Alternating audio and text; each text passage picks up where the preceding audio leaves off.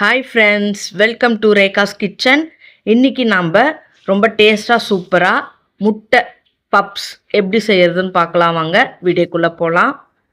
அதுக்கு முதல்ல நான் வானல் அடுப்பில் வச்சுட்டேன். வானல் அடுப்பில் வச்சு எண்ணெய் ஊற்றியாச்சு. எண்ணெய் நல்லா காஞ்சதுக்கப்புறம் 1 கப்பு வெங்காயம் போட்டுக்கலாம்.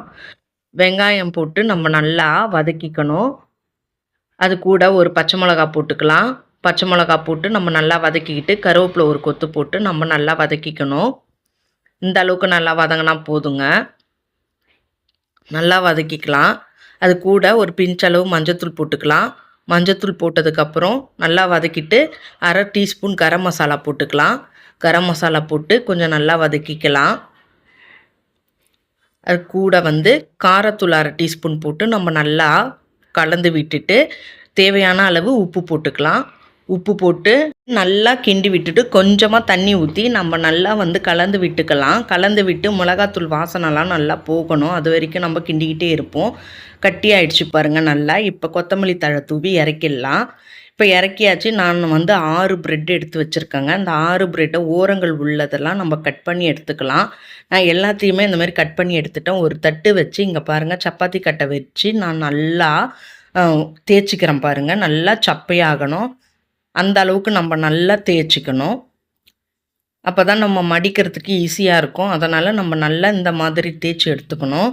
இப்போ நம்ம தேய்ச்சதில் ஸ்டஃபிங் எடுத்து வச்சுக்கலாங்க. நம்ம செஞ்சதை இங்கே பாருங்கள். நான் எல்லாத்தையுமே கொஞ்சம் கொஞ்சமாக எடுத்து வச்சுட்டு ஒரு முட்டையை கட் பண்ணி பாதியாக எடுத்து வைக்கிறேங்க. அது மேலே வச்சாச்சு. இங்கே பாருங்கள், அவ்வளோதான். இப்போ கொஞ்சமாக மைதா மாவு கரைச்சி அது மேலே தடவி நம்ம செட் பண்ணிக்கலாங்க கரெக்டாக. இதை பாருங்கள், இந்த மாதிரி தான் நான் செய்கிற மாரி செய்யுங்க.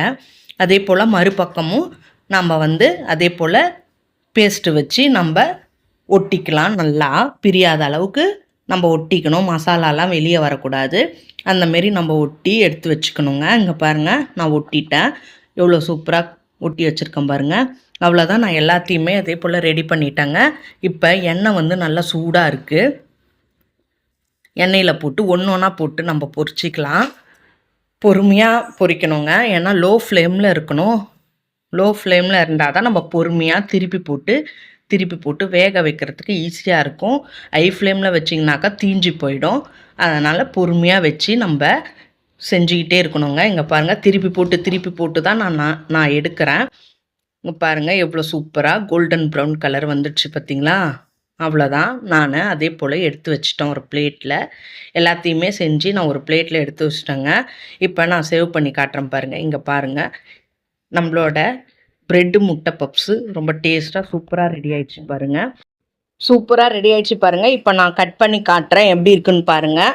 அவ்வளோ அருமையாக இருக்குங்க. கட் பண்ணி காட்டுறேன். எவ்வளோ சூப்பராக நம்மளோட ப்ரெட்டு முட்டை பப்ஸ் ரெடி ஆயிடுச்சு.